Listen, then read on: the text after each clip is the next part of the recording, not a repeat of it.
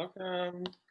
Hi, everyone. Welcome to the Social Studies Department at Mercy High School. I'm Mr. McGorn. I'm the department chair. We have our whole department here, and we just want to go a little bit through the courses that we offer and talk a little bit about our department.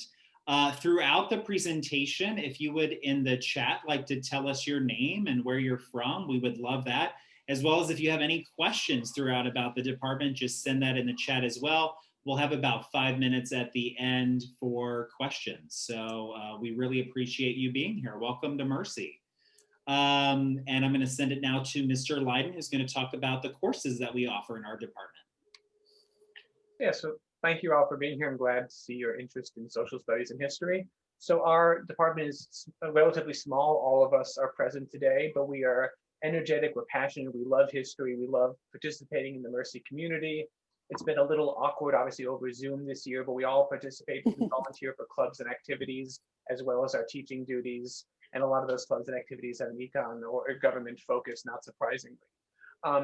So again, we follow along all of the state requirements, and in addition, we have our own electives going beyond what you'd have access to and necessarily have access to in a public school. So freshmen have the option of a contemporary world issues course with Ryan McGorn, which is a 1-semester course that deals with the news, events happening today as a window into sort of exploring the world. Of course, history comes into this. How did we get to where we are? There's always context lurking behind any news story, but also we use this class to begin really introducing students to our 5 critical concerns, the 5 critical concerns of the Sisters of Mercy that have also sort of been 5 organizing principles for how our department looks at history, looks at the past, and looks at challenges in the world today. So those are, of course, women's issues, immigration, anti-racism, the environment, which, of course, students find so critically compelling, and non-violence, looking at the cycle of violence, how acts of violence in the past can lead to problems in the world today, how hard it can be to break that cycle, but how it is possible to break that cycle through human action, through human decisions, and through human engagement. So again, that begins sort of introducing students to our whole department philosophy. It's an elective, but I hope you all consider taking it since it's a wonderful class that Ms. McGorn teaches. Sophomore world history, you have the beginning of bifurcation of choices of whether you're going to pursue college prep level, which of course prepares all students for college education, whether you're going to pursue AP level, which some schools actually see as being equivalent to college credit. If you score highly enough on the AP exam, you can get credit to get through university quicker, or possibly to skip freshman year university electives. So you'll have a choice, world history, AP world history. As the teacher of normal world history, I can tell everyone it's a rigorous course.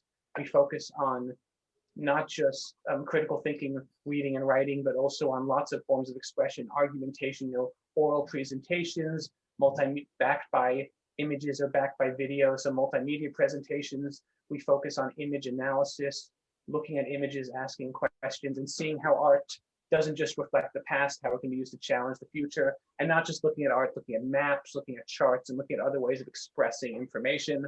We continue that sort of broad spectrum focus with Bianca Hill for the junior level United States history, or AP, United States history, college level United States history, looking at, of course, focus on women's issues, celebrating the 100th anniversary of the 19th Amendment women's suffrage, but also going beyond that, the later 20th century, the 1960s into the present day.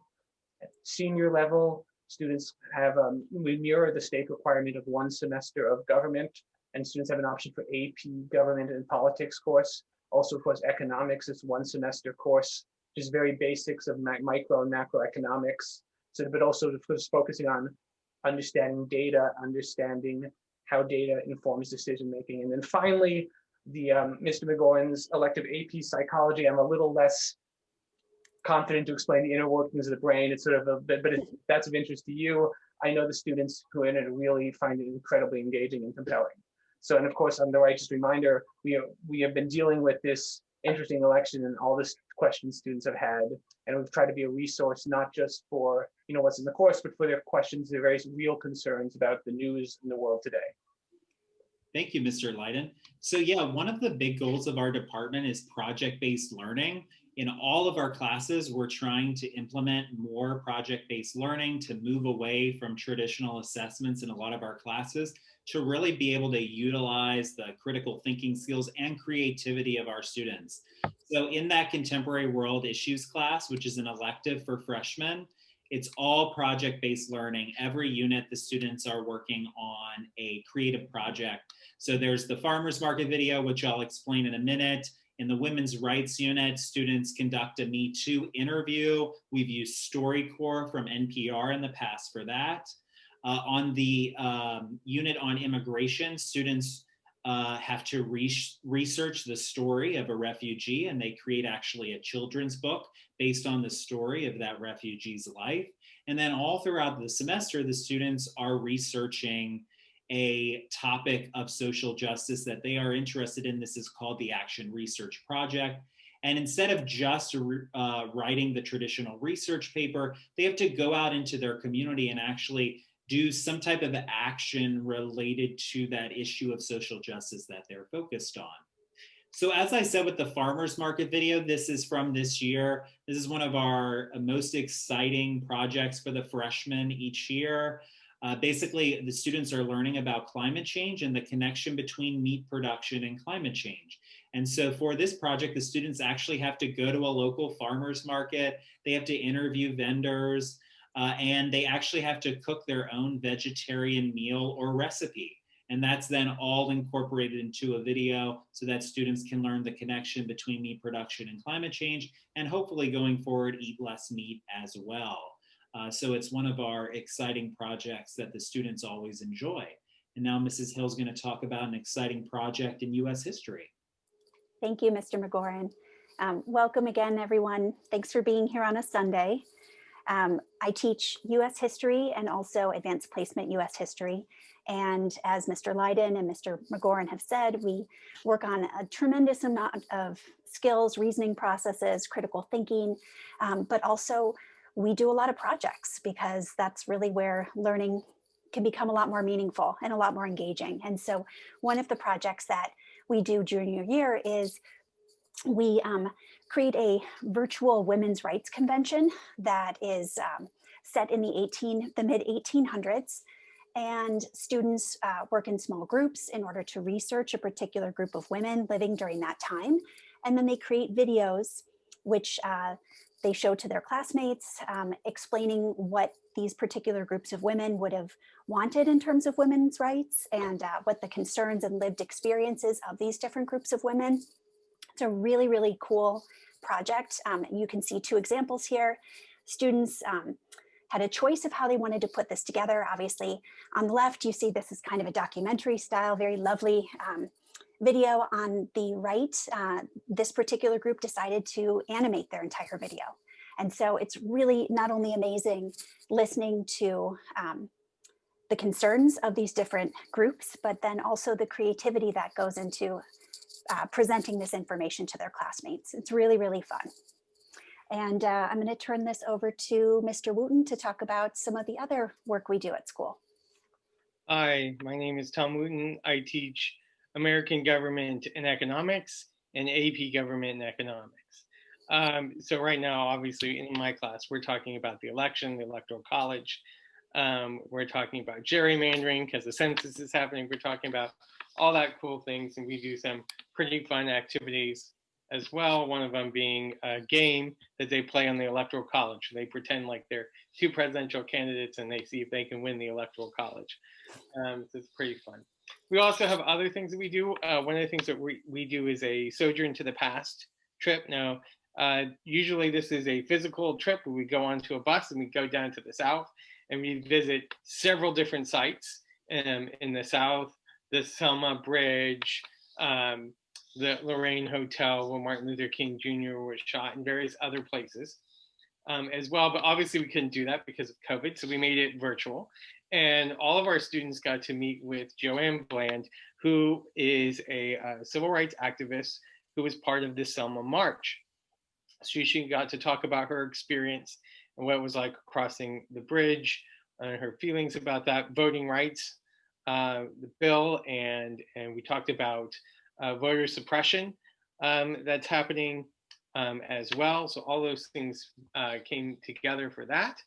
And another opportunity we have, if you could go to the next slide, please, is a close-up trip. This is a trip to Washington, D.C., where we get to meet with our representatives as well as see all the sites in D.C., all the monuments, and maybe even watch a Supreme Court case. So it's really fun. And we've always gone for the inauguration, but not this year because of COVID. Which is a little bit disappointing, but we'll have another opportunity hopefully next year. And in this picture, you'll see Jackie Spear. Jackie Spear is our US representative, and she attended Mercy Burlingame. And so did her daughter, which you might see on the news. I think she's on NBC. I'm not sure if it's NBC or ABC. It's one of those two. Stephanie Sierra, who also attended Mercy Burlingame.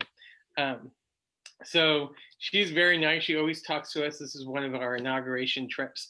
We had quite a few people who came, and she met us on the steps because we were too large to fit in her office, and talk to us there. Okay, back to you, Ryan. Thank you so much, Mr. Witten. So now we have a few minutes here, open it up for any questions that you have. Again, you can send something in the chat as well. Just tell us who you are, where you're from. I was looking in the chat. There's a question, what grade can you start taking AP or honors history classes? So the first AP option you have is that sophomore year of AP World History. That's the first AP class that you can take. And then I believe also sophomore year AP biology as well as an option. And then really the AP's options really start junior and senior year that you can take for that as well. So I do want to be aware of the time. There's one more session actually. So thank you so much for being here. We certainly wish this was in person, but we want to encourage you this last session, 15-minute session. You can choose any of the other Zoom links for the various departments. So we encourage you to jump on a Zoom link for another department. You can certainly email me if you ever have any questions about Mercy. And thank you so much for being here today. We're going to go ahead and start the next session now. Thank you. Thanks, Great everyone. to see you. Thank you.